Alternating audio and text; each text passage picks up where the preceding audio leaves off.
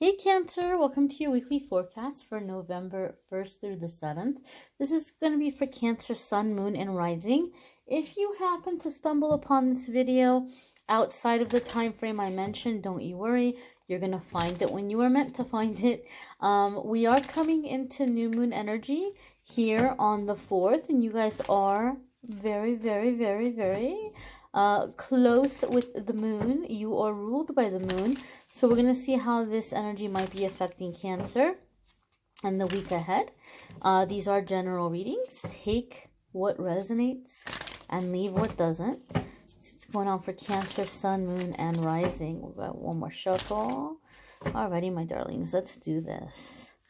Let's do this. The first card coming up for you guys is the Wheel. Hello. Major Arcana. Okay, this is good. This is positive. Major Arcana cards are going to come up when we're coming into a new chapter in our life, and the situation that we're dealing with is directly connected to something we came here to experience, something we came here to accomplish. So even though I'm setting the intention for the 1st to the 7th, this is energy that's going to be around for a while. Okay, now the Wheel card is a card that comes in with the message of like the wheels of fate are turning in your favor, getting unstuck, getting unblocked, coming into a new cycle, right? Things moving forward. So if you've been feeling stagnant, or if you've been feeling like you just can't seem to get movement, you just can't seem to, get with the flow, the Wheel card is very promising to have come up, right? Especially coming into the new moon energy, because the new moon energy is really great energy for manifesting, right? Creating new. And so now we have a sense of movement with the Wheel card coming in for you, getting unstuck. The Wheel card can also come in with the message of like, it's time to move on. So Cancer, there may have been some things that you were trying to hold together, and Spirit is saying it's okay. You can move on now. You don't have to take this on your shoulders anymore. It's time to move forward. The next card that's coming up here for you guys is the Six of Cups. And so this is where the message is coming saying, hey, look, it's okay for you to move forward. Because when the Six of Cups comes up, we might be really focusing on the past, looking behind our, oopsie, sorry, I bumped into the camera. We might be looking back over our shoulder at the past, and we might be in this energy of what woulda, shoulda, coulda. I know that a lot of people are used to watching tarot readings for love and romance, and poor Six of Cups gets typecast as reconciliation. Yes, that's one of the meanings, but I cannot emphasize enough one of the meanings, okay? The cards have layers. It depends on what we're asking about. It depends on what other cards are coming up with it. It depends on the energy coming into the reading. So Six of Cups is not going to mean reconciliation every single time, right? If you're looking for love and romance, the November love readings are linked in the description. In the weekly forecast, we're going to look outside of love, okay? Now, the Six of Cups can be, as I said, looking back over our shoulders and looking at the past and thinking, woulda, shoulda, coulda. I should have did this. I should have did that. And the Six of Cups wants us to know that we have a tendency of remembering things better than they actually were. So you might be telling yourself, I wish I hadn't done this, right? I wish I would have stayed in that situation. And Spirit is saying, no, honey. It was time for you to leave that job. It was time for you to leave that relationship. It was time for you to move away from that place. You're remembering it better than it actually was. And this is it, time for movement, time to move forward. You don't have to feel bad. Continue to move forward. Six of Cups, for me, also can come up when somebody's feeling depressed. I don't know if you guys are aware of this, but I've read that people who are depressed, they're depressed because they're thinking a lot about the past, like mentally their mind is in the past.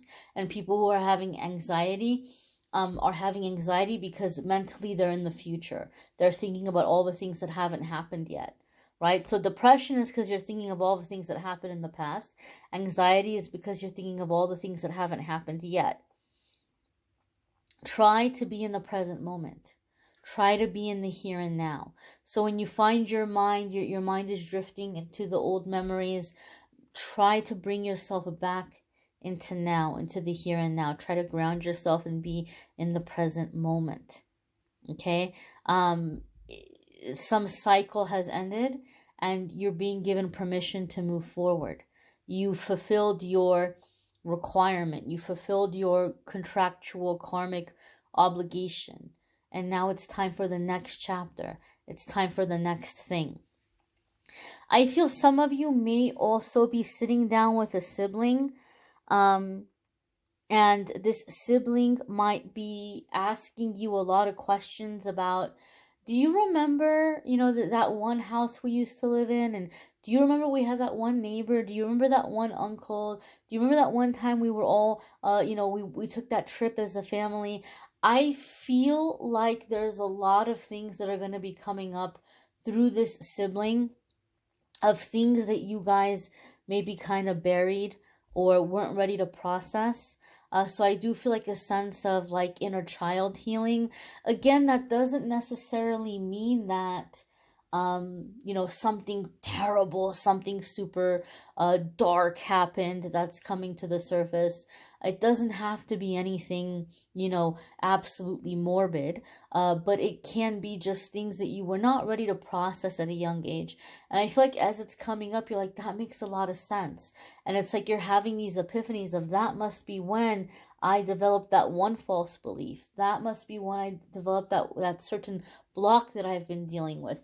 And it's helping you to kind of like untangle your energy, right? And to feel like the energy flowing. So I do feel there might be a sibling. It doesn't have to be a brother, but a sibling who's asking you a lot of questions, and like it's getting your memory going, and there's a lot of release that's happening as you're going through that. Again, just so that you don't get stuck in the energy of depression, bring yourself back to the present moment from time to time. Ground yourself, come back into the present moment. The next card that's coming up for you, Cancer, is the Ace of Swords, right? Ace of Swords can be truth being revealed, information being shared, agreements, contracts. For me, in my readings, I see Ace of Swords come up a lot of the times when there's a mental clearing happening. There's like a clearing in the crown chakra. The crown chakra is a chakra where we're processing thoughts, we're processing information. And so limited beliefs, false beliefs are clearing away.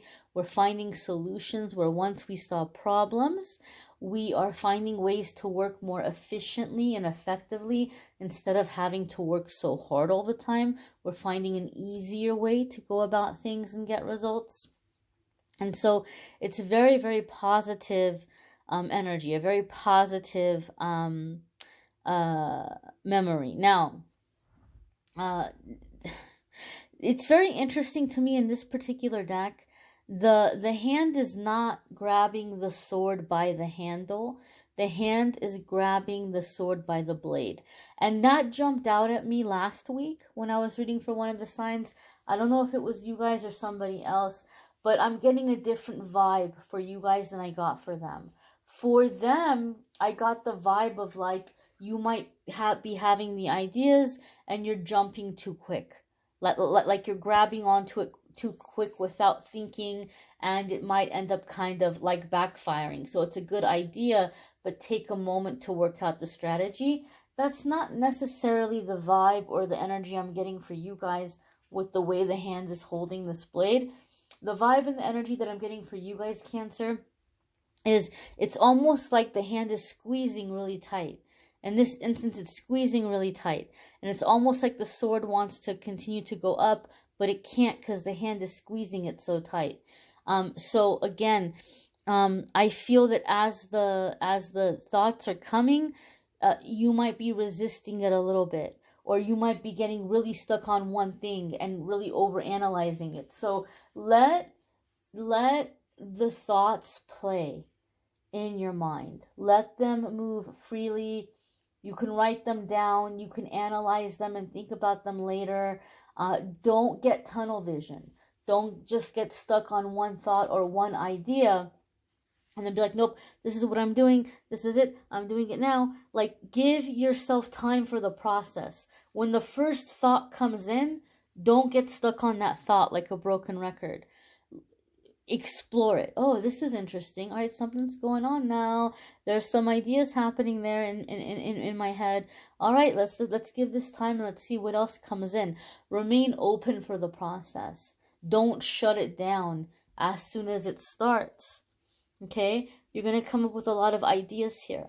I also feel, Cancer, that with this Ace of Swords coming up next to the Six of Swords, I mean, not Six of Swords, I'm sorry, Six of Cups, it's giving me a sense or a feeling that a lot of you might be getting some idea around children or something that you were really into as a kid. You might be putting together something artistically, like a comic book or a cartoon or a children's story or an idea for a movie.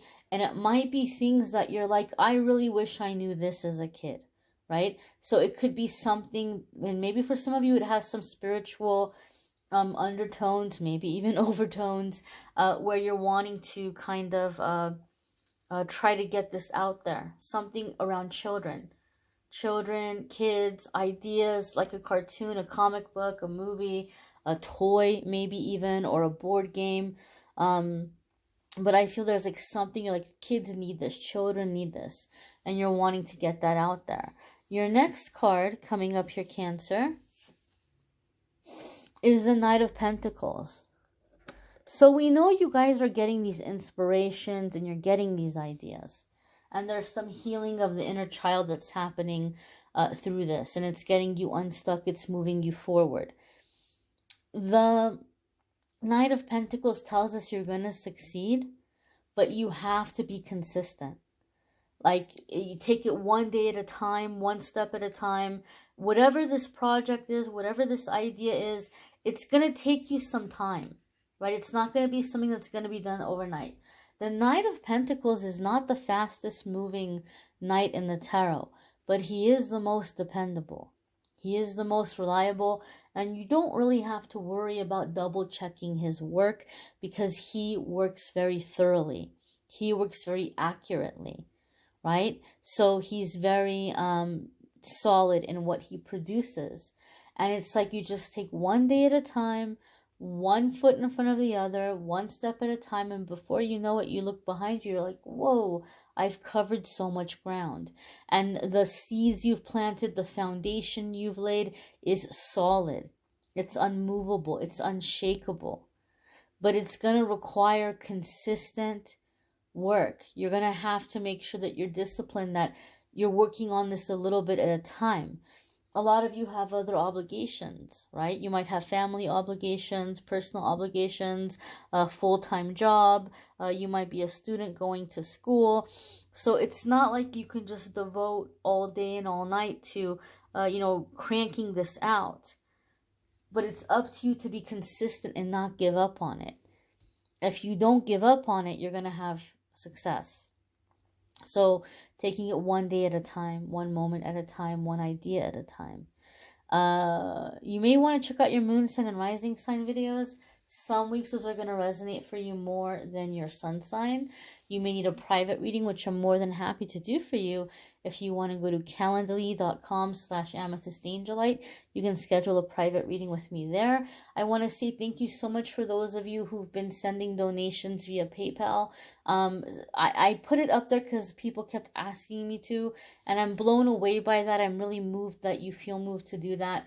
If I haven't emailed you yet, please give me time. I'm trying to email each and every person and say thank you for the people that feel moved to do that. It's just hard because I'm also doing private readings, and then the people that are getting private readings might have questions and they email me, and so it's just like I get buried in emails. But I just want to know, give me some time, and I will reach out and I will say thank you. I thank you all for watching, liking, sharing, commenting, subscribing, and I'm wishing you all a wonderful week, my dears. Check out the love readings for those of you that want to check out the love readings, and I'm wishing you the very best. Take care.